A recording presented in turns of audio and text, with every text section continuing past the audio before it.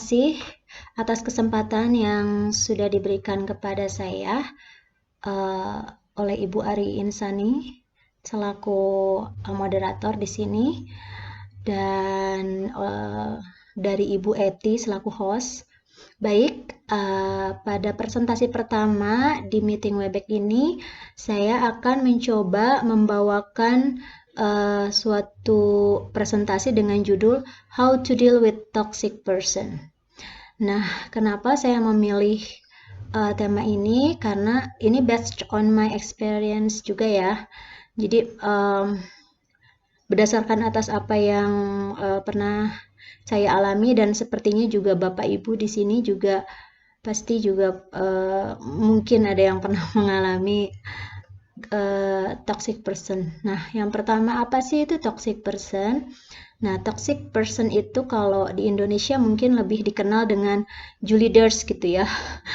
Toxic person itu orang yang benar-benar apa ya? Dia itu manipulatif, dia memanfaatkan orang di sekitarnya, bahkan kawannya sendiri, demi kepentingan pribadi dia, seperti itu. Nah, banyak dari teman saya juga yang tidak merasa awalnya bahwa mereka memiliki teman atau salah satu anggota keluarga atau kerabat atau bahkan pasangan yang ternyata bisa dikategorikan ke dalam toxic person seperti itu. Nah, oleh karena itu, kali ini saya ingin mencoba untuk membawakan materi tentang how to deal with toxic person. Jadi maksudnya how to deal with toxic person adalah bagaimana sih kita tahu apakah seseorang itu adalah toxic person atau Juliders dan bagaimana untuk menghadapinya atau selamat dari dia. Nah, kita harus tahu dulu yang pertama adalah kriteria atau ciri-ciri dari toxic person. Toxic person itu dia itu yang pertama suka berbohong. Dia suka berbohong untuk apapun, yang penting itu menguntungkan bagi dia. Kemudian dia juga memiliki sifat mencuri dan mengkritik. Maksud mencuri dan mengkritik, mencuri di sini bukan berarti mencuri barang kayak klepto gitu ya, tapi bentuknya bisa berupa ide, bisa berupa kesempatan emas, bisa berupa apapun gitu, dan bisa jadi juga memang nominal uang. Nah, mengkritik, mereka itu senang banget mengkritik. Mereka tuh senang mengkritik tapi tidak mau dikritik gitu. Dan kritikan mereka itu bukan kritik yang membangun ya. Karena kalau kritik yang membangun tidak apa-apa. Kita itu sama-sama tahu bahwa kita adalah makhluk sosial yang memang butuh orang lain untuk memperbaiki diri, seperti itu. Kemudian sifat pertama itu adalah dia itu tidak mau disalahkan juga, dia tidak mau disalahkan. Jadi dia selalu yang paling benar. Nah, kemudian juga yang paling jelas adalah sifat dia manipulatif. Seperti itu. Nah, toxic person. Kita harus tahu apakah kita itu ternyata selama ini sudah terpapar oleh toxic person gitu ya. Nah, caranya adalah dengan bertanya pada diri kita sendiri, bagaimana perasaanmu sih setelah berinteraksi dengan seseorang gitu loh. Kalau ada beberapa ciri di sini yang saya sebutkan, kamu rasakan, ibu bapak sekalian rasakan, maka kita perlu waspada apakah kita sudah berinteraksi dengan toxic person. Nah, perasaan itu perasaan kita yang muncul setelah kita berkomunikasi dengan orang tersebut itu bisa dibedakan kepada perasaan terhadap fisik kita dan terhadap emosi kita. Nah, kalau terhadap fisik misalnya kita setelah berinteraksi dengan orang ini, kenapa kita kayak capek ya? Capek gitu, padahal kita nggak lari, kita nggak jumpalitan, tapi capek gitu, kayak lelah hayati gitu. Nah, terus juga yang kedua adalah kenapa secara fisik dia itu selalu ingin jadi center, selalu ingin terlihat paling hebat, selalu ingin terlihat paling baik seperti itu, dan harus selalu diikuti tanpa dia pernah mau mengikuti.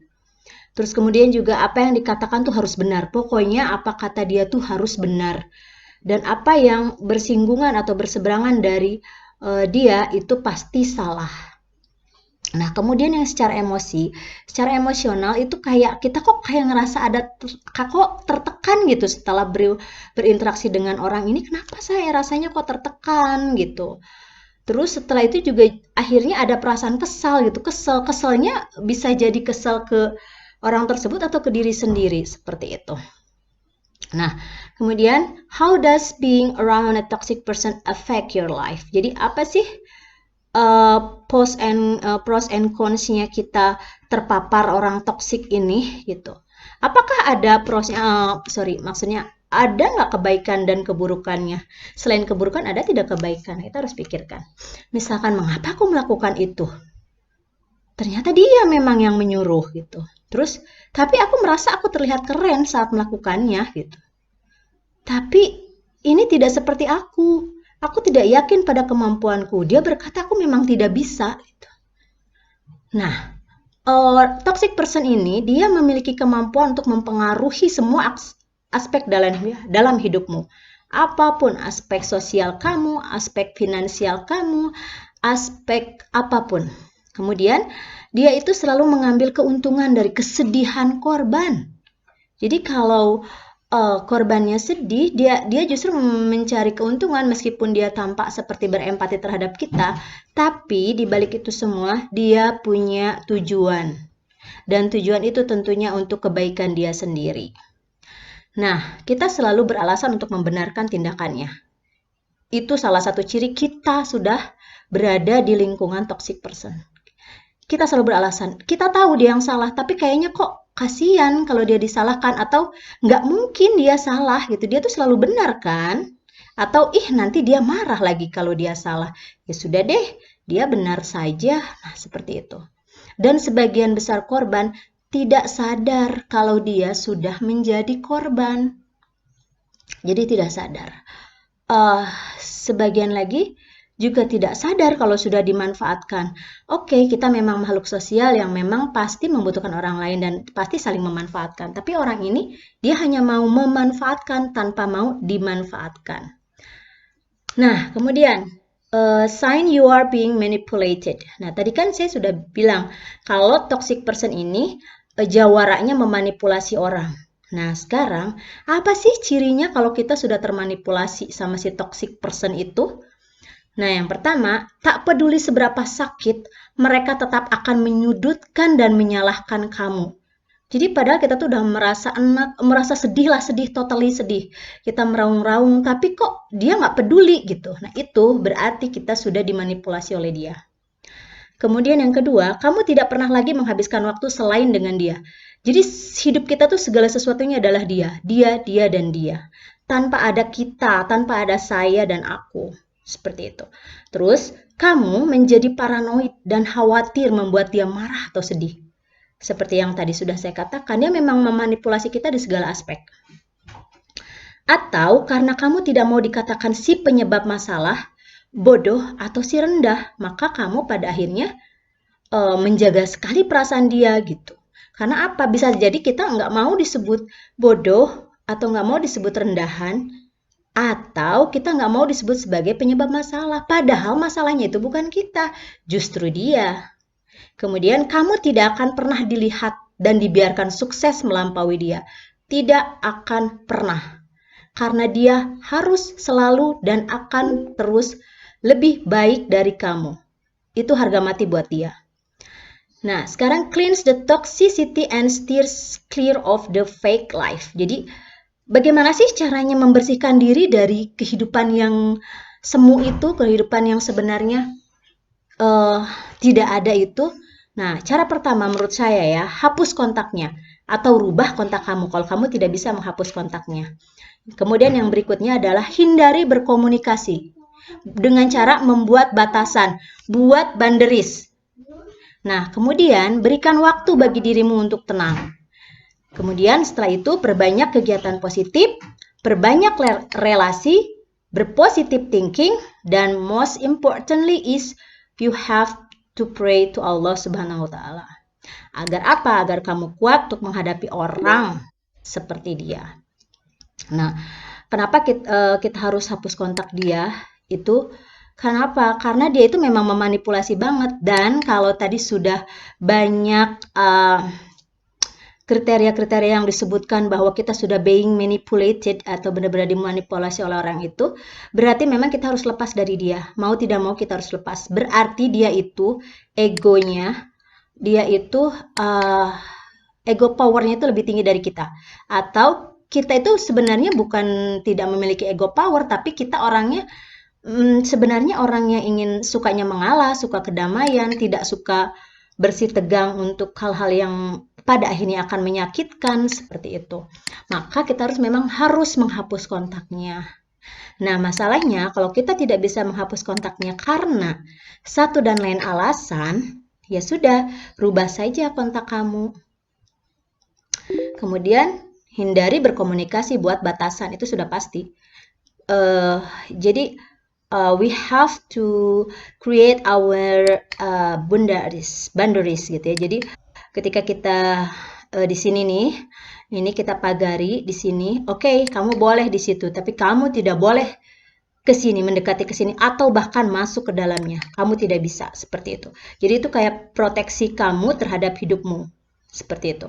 Kemudian berikan waktu bagi dirimu untuk tenang. Kamu sudah terbiasa untuk dimanipulasi.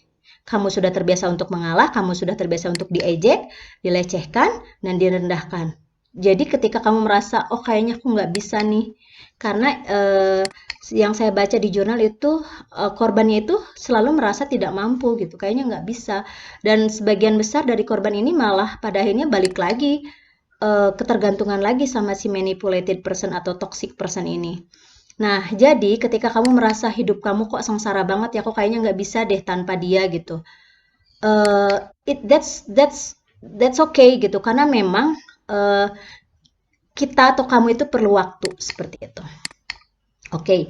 Kemudian yang berikutnya, take time to heal and get positive. Jadi kita memang, ya seperti yang barusan saya katakan, memang harus memberikan waktu pada diri kita sendiri dan tetap berpikir positif.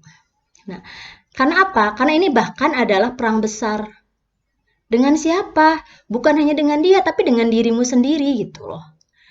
Kamu juga harus disembuhkan. Dia itu memang harus kita jauhkan dari hidup kita, tapi juga kita harus menyembuhkan diri kita sendiri.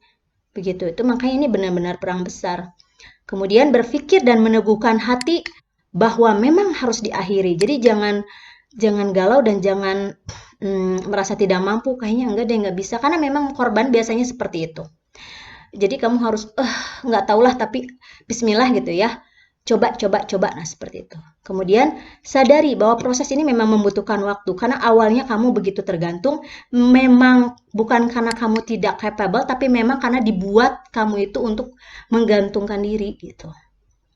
Kemudian mulailah berlaku baik dan menghargai diri sendiri. Jadi mulailah menghargai sendiri. Mulailah menerima kekurangan dan merasa pencapaian pada apa yang baik pada kita. Kemudian dengarkan hati nurani saat kesulitan untuk berubah. Kemudian jika memang harus dibantu untuk melewatinya, dekaplah orang tertulus yang pernah kamu tahu dan dekat. Dan terpenting, dekatkan diri pada Yang Maha Kuasa. Nah,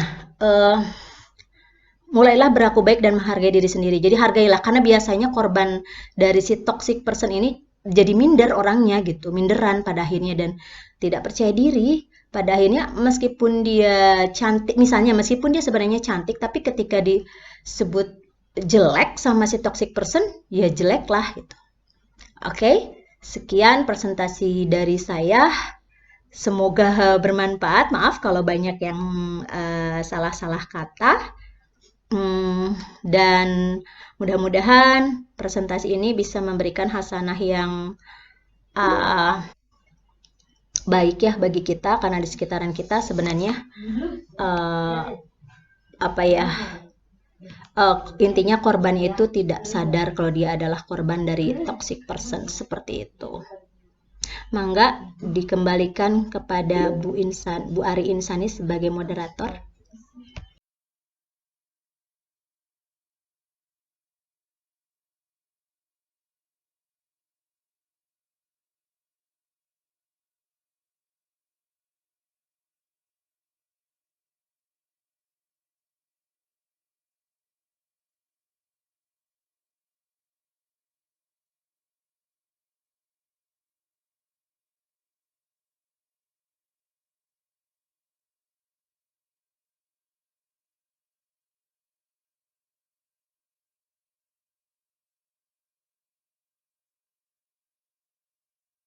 Ah, iya, baik, saya akan coba untuk menjawab.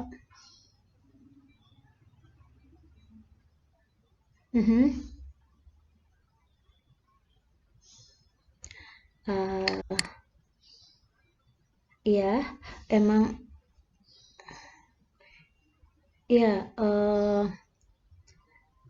me-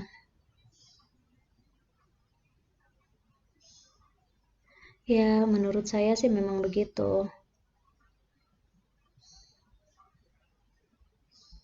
Mm-mm.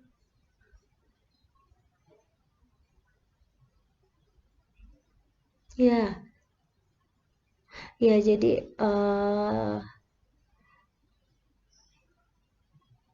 jadi memang begitu, kita memang harus menghindar.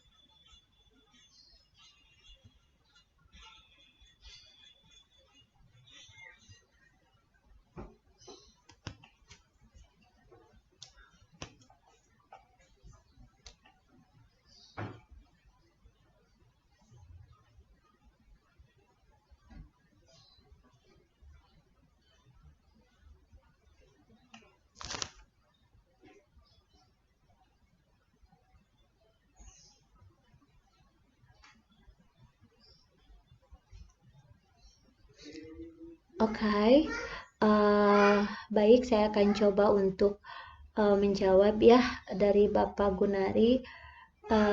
Bagaimana jika di tempat bekerja kita notabene toxic personnya tuh banyak gitu ya. Eh, jadi intinya kita harus punya pendirian yang kuat. Kalau saya baca dari jurnal itu, memang yang pertama harus dirubah itu adalah sifat kitanya sendiri. Jadi ego powernya kita. Karena kebanyakan, sebagian besar toxic person itu memang uh, mereka itu punya level uh, emotional power itu di atas kita gitu. Dan sangat manipulatif. Nah, kalau menurut saya memang, dan saya juga baca di jurnal bahwa yang harus kita lakukan pertama kali itu adalah kita harus cleaning our area gitu dari toxic person. Itu harus, dan itu pun nggak mudah, Pak. Jadi apalagi kalau misalnya itu ada beberapa orang ya, seperti yang Bapak bilang, di satu waktu ya, langkah pertama kayak memang benar-benar Bapak harus uh, uh, membuat boundaries yang jelas gitu. Jadi orang lain atau si toxic person ini biasanya kalau dia tidak akan terlalu bisa memanipulasi orang lain ketika orang tersebut dirasa lebih mandiri dan lebih bisa untuk berkata tidak gitu, lebih bisa untuk independen terhadap dia gitu. Nah seperti itu. Nah Kalau menurut saya sih kalau misalnya ada beberapa orang gitu ya di lingkungan kita, kita pun harus demikian. Kita pun harus melakukan yang sama. Ya, maksudnya adalah kita juga harus cari companion. Kita harus cari orang yang se-wave, satu gelombang agar bisa bersama-sama gitu, agar memperkuat kita gitu. Seperti yang tadi saya sudah bilang, kalau memang tidak mampu sendiri, kita harus cari orang yang bisa merangkul kita, yang bisa melevel up atau menaikkan emotional level kita, sehingga kita bisa berkata tidak gitu, atau kita bisa mengatakan bahwa hey kamu salah, dan bisa berargumen ketika dia tidak mau disalahkan, seperti itu. Nah, biasanya toxic person ini memang dia lebih sukanya itu menyasarnya itu ke orang yang kisaran emotional powernya itu lebih bawah dari dia gitu, seperti itu Pak. Dan memang sampai di beberapa negara itu uh, psikiater itu tidak hanya membahas tentang orang yang bermasalah dari dalam dirinya, tapi juga dari luar dirinya seperti toxic person ini. Jadi ketika ada dia seseorang yang ingin keluar dari si toxic person tapi dia merasa tidak mampu, nah itu salah satu orang yang bisa dijadikan sandaran adalah psikiater, seperti itu Pak. Uh, Bagaimana Pak Ari? Oh ya, bagaimana Pak Gun? Mhm.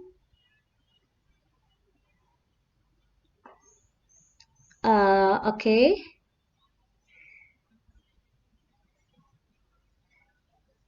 Eh, iya. Heeh, iya gitu. Jadi, oh gitu ya. Hmm, ya, itu bisa juga. Jadi maksudnya kita bisa bisa juga sih kalau misalnya saya belum pernah membaca artikel manapun yang mengatakan bahwa kita mendekatkan diri atau mengambil hati dari si toxic person ini akan menyelesaikan masalah gitu. Membuat hati si toxic person ini senang gitu, terus kemudian dia tidak akan melakukan hal buruk pada kita. Saya rasa tidak seperti itu sih Pak. Karena apa? Karena itu memang sudah menjadi karakter dia gitu, tidak bisa untuk uh, tidak dia memanipulasi, karena apa ya, ciri khas utama dari toxic person ini adalah dia manipulatif sekali, seperti itu. Tapi kalau misalnya kita bisa memiliki emotional level yang lebih tinggi dari dia sih nggak apa-apa, karena misalnya kita sudah hmm, itu ya udah keluar dari kungkungan dia dan udah kuat gitu, seperti itu. Mungkin bisa juga dengan cara seperti yang Pak Gun tadi katakan, bahwa kita melakukan eh, aktivitas yang dia sukai, kita kemudian membuat hatinya senang, seperti itu. Tapi kalau menurut saya pribadi sih ya, dan jurnal-jurnal yang sudah pernah saya baca tentang toxic person ini, sepertinya tidak mungkin seperti itu. Karena semakin kita membuat dia nyaman, semakin kita mendukung dia, ya dia semakin ego power dan egosentris gitu. Dan itu justru akan eh, memperkuat posisi dia terhadap kita, seperti itu. Tapi ya, eh ya bisa juga, silahkan saja dicoba.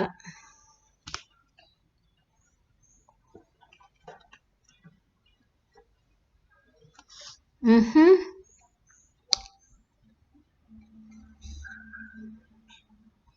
iya.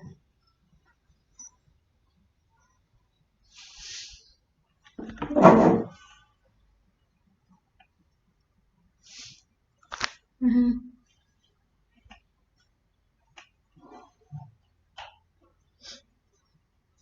Oh,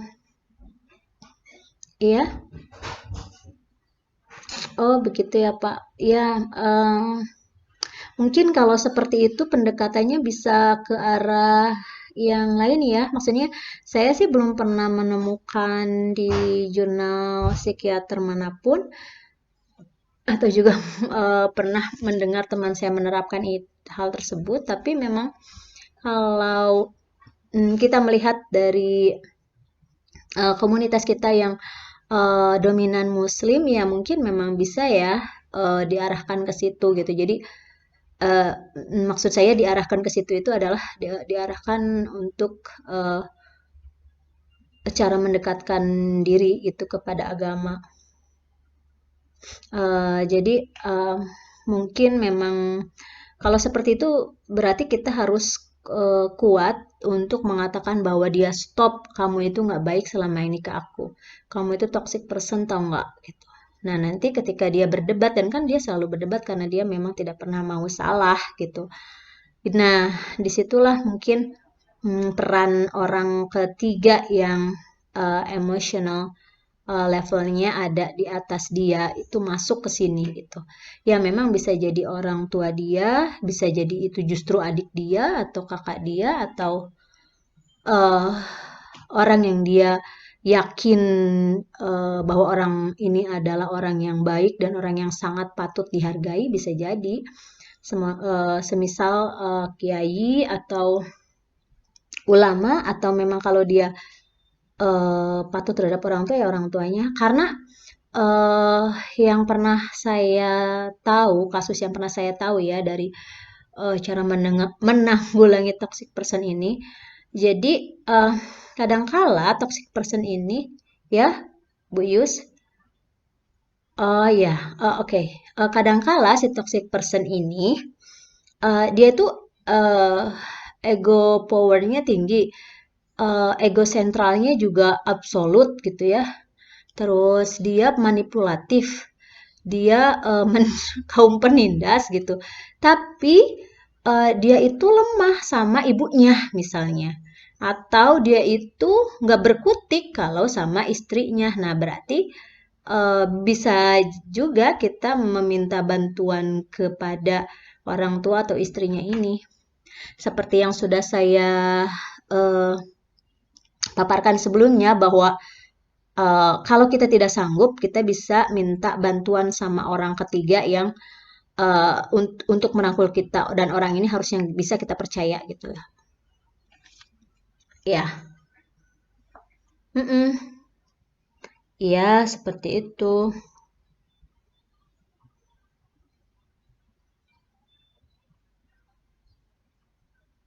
Maaf tadi Sony itu siapa ya?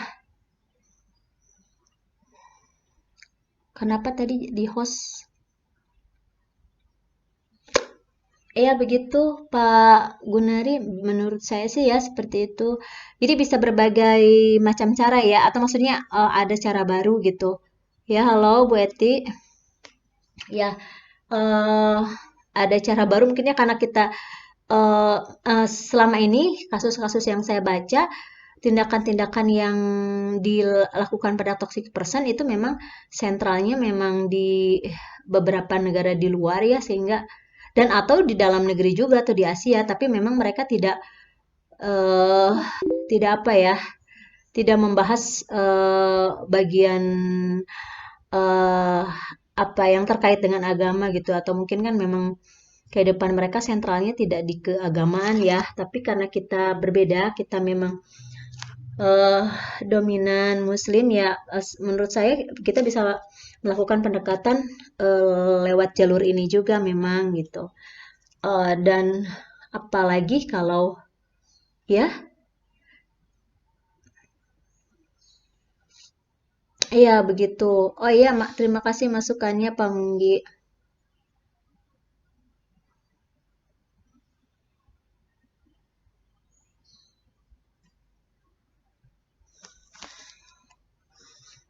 Mm-mm.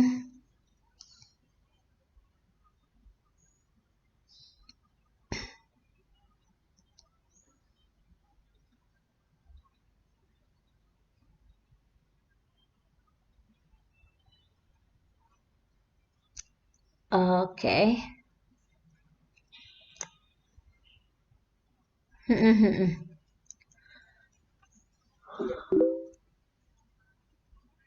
Hmm, ya.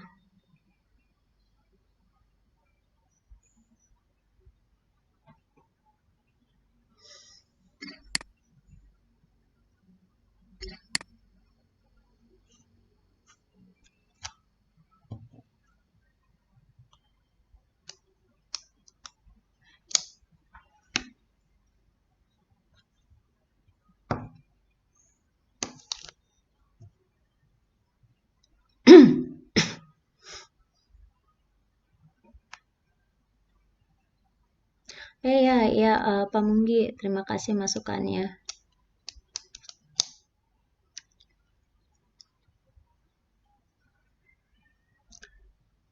Ya, Pak Sony, ya, bisa juga seperti itu. Mm-mm. Ya bisa, maksudnya faktor budaya juga, faktor culture juga memang akan sangat mempengaruhi terhadap pola pengobatan psikis, bagaimana yang akan lebih mujarab atau yang akan lebih apa ya?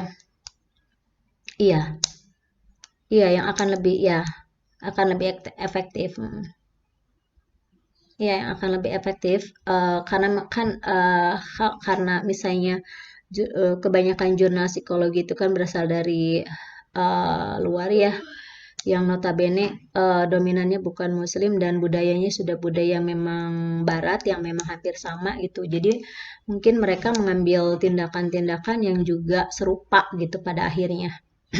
Tapi kalau untuk di kita karena memang kita punya ya oke.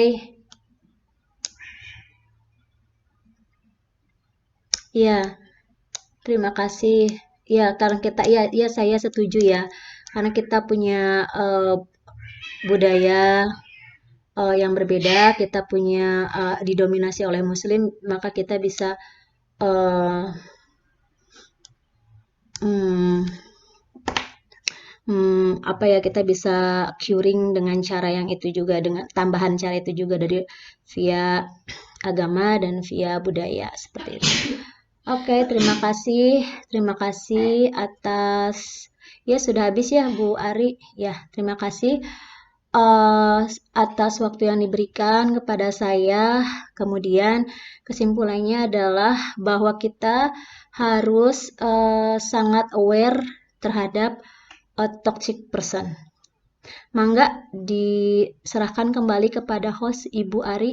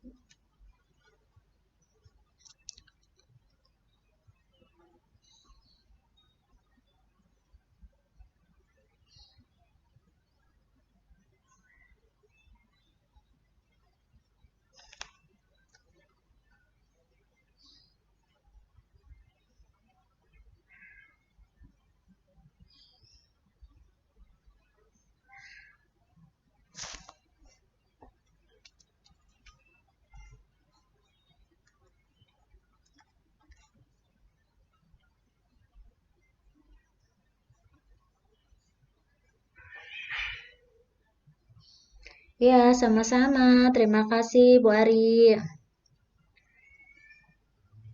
Iya, terima kasih juga buat semua yang sudah hadir di sini ya. Terima kasih sebenarnya siapa ya? Bu Sony itu Bu Eti ya yang jadi moderator harusnya jadi moderator sekarang ya.